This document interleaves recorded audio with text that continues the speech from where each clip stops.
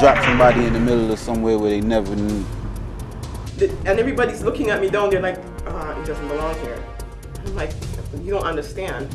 And yeah, when I got to the passport office, they were still in shock. You know, they all knew me before I came upstairs, and they were calling me the German Jamaican, and there was a joke running in there. And it really needs someone to, not just have a gut reaction to it. In my case, though, people have been deported. They went, nothing for them. Stigmatization. And whatever way they could find to come back here, they come back, okay? And some of them, get through, but a couple of them have now committed bigger crimes and facing the death penalty. That's what I'm saying. So they're going to spend $1.5 million to kill them. I'm hoping that once the debate heats up and you've got more people looking at this issue, that there will be, as I say, a commonsensical approach. Yeah. What I'm also hoping is that eventually, if we get the kind of support and funding that we need, then we can be like an umbrella organization that not only has social workers, yes, of course, leading our social workers, but also advocates and attorneys who will assist in the process of getting some of these situations, bringing it to light, getting it in the media. You've been watching our very own Lost Abroad. We're joined now by Eamil, who is the editor for the Hartford Guardian. She's also the president of the National Association of Caribbean American Journalists. Do you cover a lot of stories that relates to immigration from the Caribbean and deportation as it relates? Actually, yes. I started covering this in 2000, the 2000 year, when I discovered that the immigrant population in Hartford, Connecticut especially, was actually not in the media. But then I went to a social club and I saw this huge crowd, like 1,000 people show up, because at that time they were talking about changing the immigration law. So I had to go back to my editor and said, we have a story here. And then I covered the story, and next thing I know, it's on CNN. It's like you would be living under a rock if you're not really a citizen. And when you're a citizen and you can vote, then you'll have a voice and you'll have sway on policymakers, and then they'll listen. Deportation is happening on quite a wide scale, as we understanding, for Caribbean nationals. How do you make these links? How do you find these people? I go into the prisons, volunteer my time, and I go into the prisons and speak to individuals. We're talking about thousands of individuals. Unless you have some method of reintegration and resettlement that restores that sense of self, that assists individuals who sometimes coming down with great skills. Of course. Yes. You know what I'm saying? Because, we should really look at this thing as reverse brain drain. When they gave me the passport and the paper with the citizenship, I didn't want to say I was like happy. I wasn't happy and I wasn't sad, but at the way I felt the way, because it's telling me I'm a Jamaican citizen now, and that was like a punch in the stomach, because I was forced to take the citizenship. You know what I mean? Because they told me specifically, if you don't fill out for these things and you leave, you can't go anywhere, you can't do anything, you're from nowhere. And how far would I be able to get being from nowhere?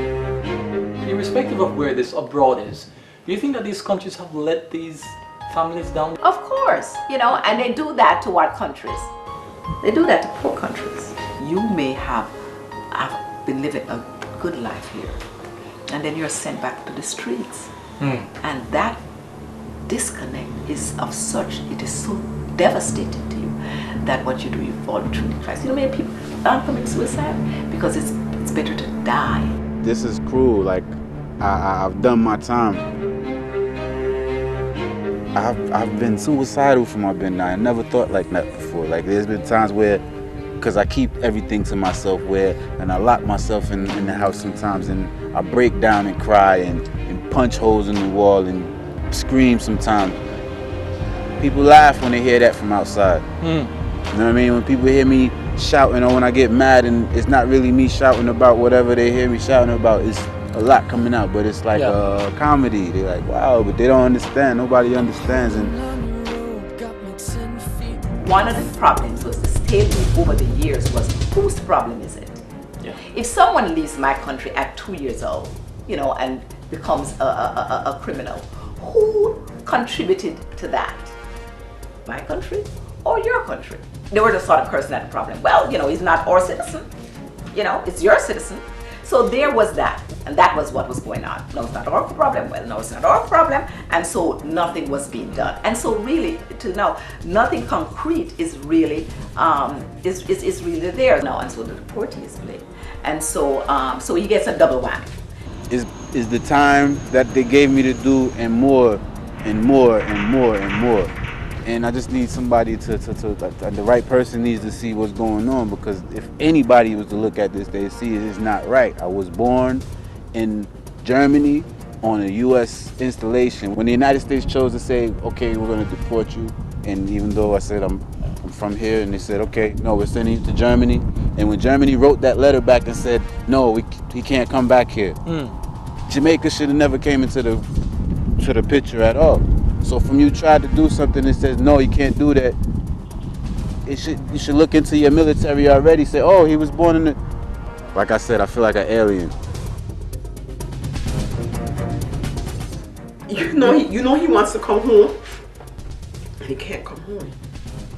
Every action has consequences, but I think this consequence is too harsh. I would have even felt even better if he was up here and they kept him here for 15 years in jail. I could go to my son. Why help these deportees? I mean, you have people who have migrated from their own country, gone to another country, find themselves on the wrong side of the law in most cases, and now they've been sent back home, which can in some cases considered to be maybe a burden on the government or the taxpayers within their home country. Why do you go to such an extent to help deportees? My passion for this is informed by the work that I do, that I've been doing for 21 years as a forensic social worker. And what I've been doing over those years is really investigating the lives of individuals who have come within the criminal justice system, many of them committing some very, very, very serious offenses. Yeah. And what I do is I do what is known as a biopsychosocial on them. Understanding, almost like a profile, it's a little bit deeper than a profile. And understanding the factors that contributed to them coming in contact with the law. As I work with these individuals, I find in many cases that the whole process is transformational.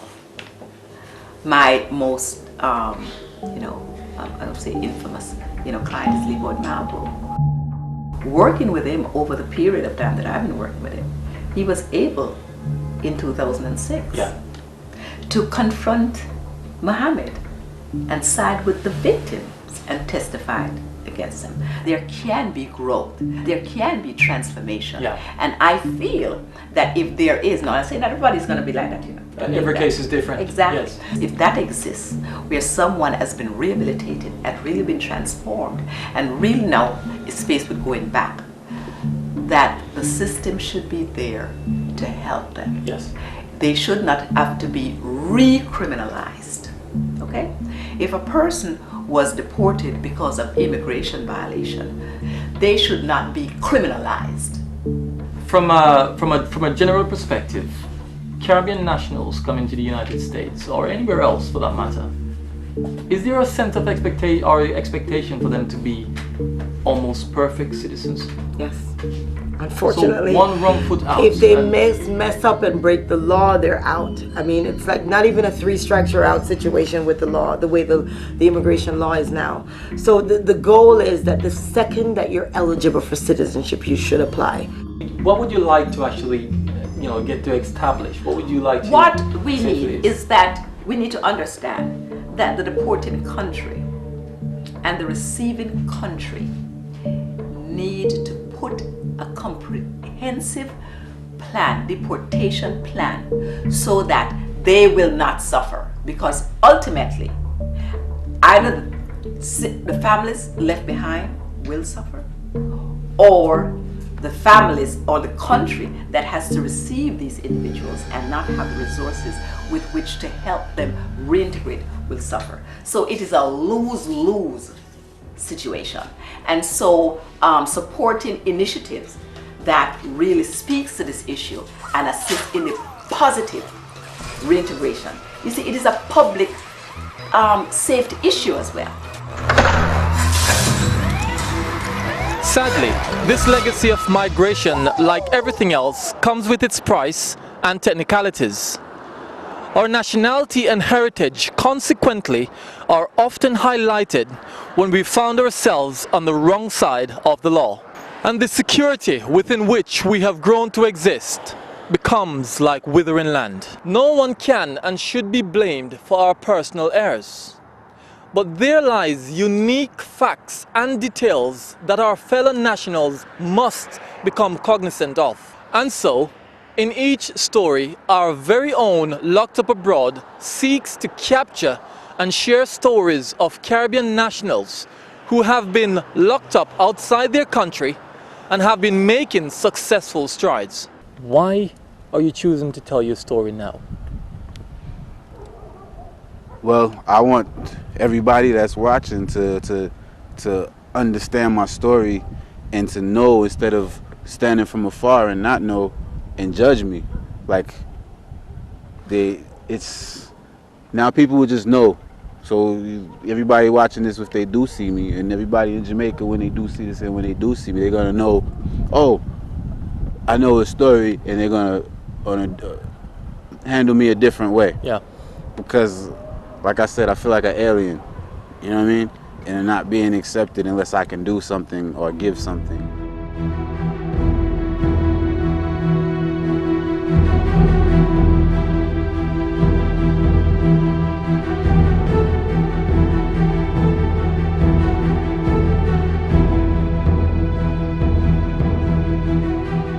This award-winning series takes you into the lives of those who, against the odds, amidst the shame and pain, fought their way through the pits and making successful strides. This is our very own Locked Up Abroad.